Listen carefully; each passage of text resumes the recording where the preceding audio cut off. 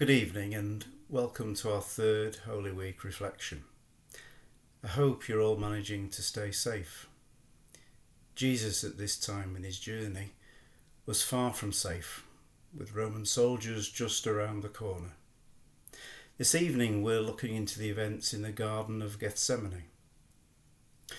Was Jesus' crucifixion the most agonizing moment of his life? Surely it must have been.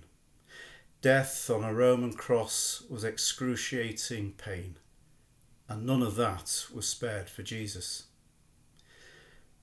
But perhaps for Jesus, what happened in the Garden of Gethsemane was suffering just as great as crucifixion.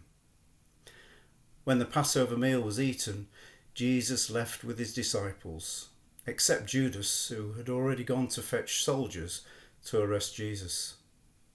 Jesus and the other disciples went to Gethsemane, an area filled with olive trees. Jesus needed to pray, to pour out his heart to God, and he took 3 of the disciples to stay close to him. In the hour or two that follows, Jesus bares his soul, and we see pain beyond imagining. From Matthew chapter 26, verses 36 to 46. Then Jesus went with his disciples to a place called Gethsemane, and he said to them, "Sit here while I go over there and pray." He took Peter and the 2 sons of Zebedee along with him, and he began to be sorrowful and troubled. Then he said to them, "My soul is overwhelmed with sorrow to the point of death. Stay here and keep watch with me." Going a little further, he fell with his face to the ground and prayed, "My Father, if it is possible, may this cup be taken from me. Yet not as I will, but as you will." Then he returned to his disciples and found them sleeping. "Couldn't you men keep watch with me for 1 hour?" he asked Peter. "Watch and pray so that you will not fall into temptation. The spirit is willing, but the flesh is weak." He went away for a second time and prayed, "My Father, if it is not possible for this cup to be taken away unless I drink it, may your will be done." When he came back, he again found them sleeping, because their eyes were heavy. So he left them and went away once more and prayed the 3rd time, saying the same thing. Then he returned to the disciples and said to them, "Are you still sleeping and resting? Look, the hour has come, and the Son of Man is delivered into the hands of sinners. Rise, let us go. Here comes my betrayer." For me, 3 things mark out the time in Gethsemane. 1, it is a time of deep agony.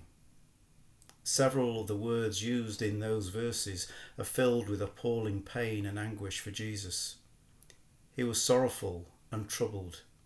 He told the disciples, "My soul is overwhelmed with sorrow to the point of death."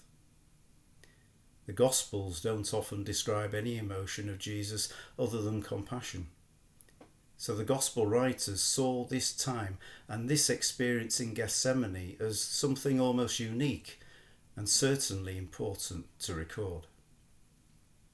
There are martyrs who have gone silent or with brave words to their death, as if it is nothing to them that they will be burned at the stake or torn by wild dogs or executed with a sword. Not Jesus. Inside him is a sorrow and an agony so strong, so all-consuming, that he feels he might die there and then, and he pours out that sorrow to God. Why such pain? Above all, perhaps 2 reasons.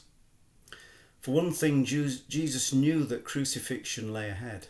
Death on a cross was death by prolonged torture.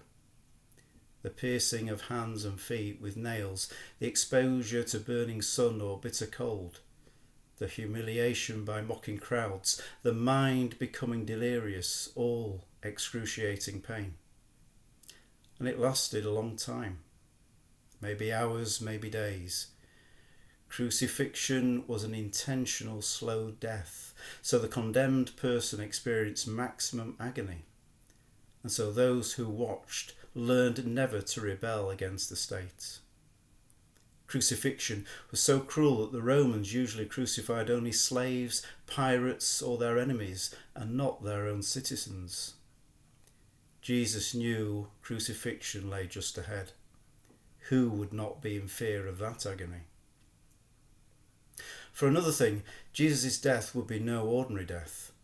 Yes, he would suffer and die like any man, but he would be the man whose suffering included bearing the sins of the whole world in his own body. No one can know all that meant for him. Perhaps more intensified pain, perhaps separation from his perfect communion with his Father. Whatever exactly was before Jesus, it was a cup he dreaded drinking.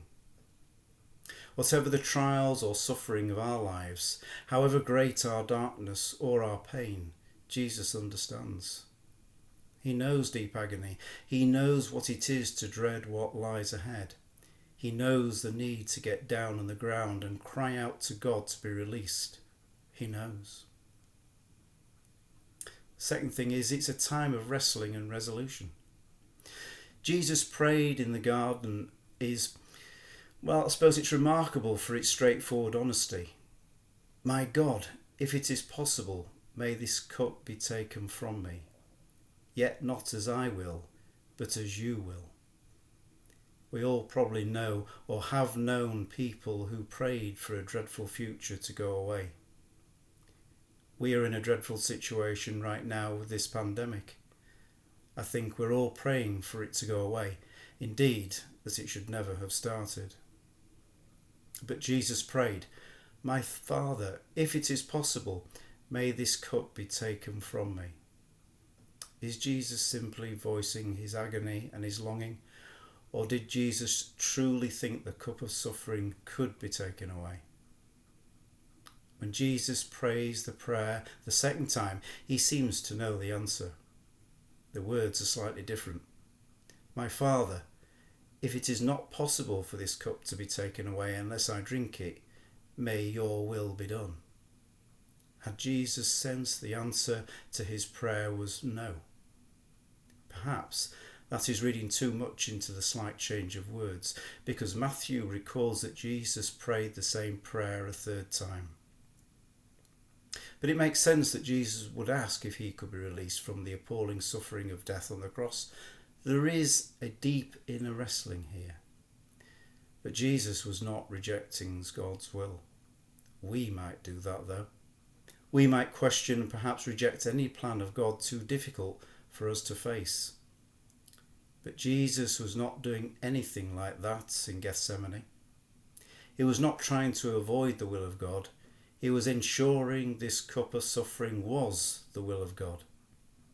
Certainly his flesh recoiled from the prospect of dying in agony, and certainly it was an unimaginable burden to absorb the pain and sin of the world in his body. But the heart of his prayer was always, may your will be done. He wanted nothing other than what God wanted for him. He had no agenda other than to do God's will. And as he rose from prayer and returned to his disciples, the matter was settled. There was no more time for questioning. It was resolved, and Jesus would go forward into the hands of those who would crucify him. And the third point, is it a time of weakness and failure? The disciples persistently let Jesus down. At the start, he told them to keep watch with him. After his first time of prayer, Jesus returned to them, found them sleeping, and urged them again to watch and pray. A short time later, he came back to them again and again found them sleeping. And when his prayer was finished and he rejoined them, it was no different. Are you still sleeping and resting? He asked them. It was night, and therefore no surprise that they were tired and fell asleep. But Jesus needed them. One of the greatest struggles of all human history was happening only a few paces away, but these men curled up and went to sleep. Even though they were asked several times to stay awake, still they slept. What Jesus wanted was not difficult to understand and not impossible to do, but they let him down. We are no different. We don't sin out of ignorance. We sin because of weakness, unwillingness, selfishness, or carelessness. At times when the deep spiritual battles are at stake, we're not on the alert, not at our posts, not playing our part.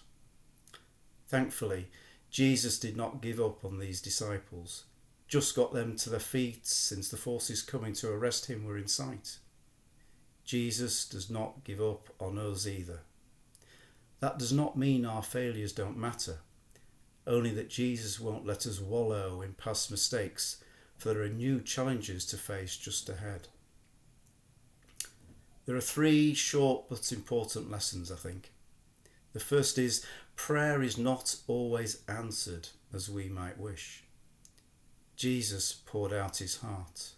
There is no doubt he longed to escape the cross, but God said no. There was no fault in the person praying. There was nothing wrong with the prayer. It would have made no difference if the prayer had lasted all night or if the prayer had been repeated 1,000,000 times by 1,000,000 people. The answer would still have been no. The lesson? Well, we can and should pour out our hearts to God, but with humility let us recognise that the will of God we find may not be the same as the will that we brought to the prayer. Second lesson. The deepest of inner agonies can be shared with God. Jesus was troubled, and he tells his disciples his soul is overwhelmed with sorrow to the point of death. Some Christians think of any form of depression as weakness of faith. If that were true, then many of the Bible's greatest saints were weak. And Jesus was weak in the Garden of Gethsemane. He was, but it was no sin. Weakness is common to human experience, and at times it is the very thing that drives us to God. There is no sin in being real about our feelings, and no sin in coming to God confessing our struggles. God copes very well with honest people. Cures are rarely instant, but being open before God is always the right start. And the third lesson, God's will does get done. Jesus prayed for that. Not as I will, but as you will. And God's will was done. We may never face death on a cross, but we may see some other appalling future that sends dread through our whole being. At times like that, we are tempted to say, how can God be so absent?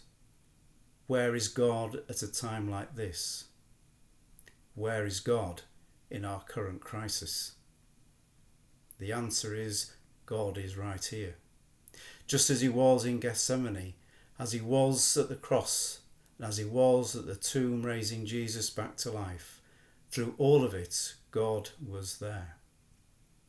Our challenges and our agonies overwhelm us and we feel so alone. But God is there, always there. He is not hiding, not gone astray, not become unwilling. And God is at work, and his work is always good. When Jesus left Gethsemane, the challenge of the future was still there. The agony of the cross was still ahead. Easter was about to come. But Jesus came through Gethsemane strengthened in knowing God's will more surely, and he could face anything God allowed in his life. Because of what happened in Gethsemane, he was now prepared even for the cross. May God also make us ready for his perfect will, whatever that may be. Amen. Thank you for watching. Good night and God bless.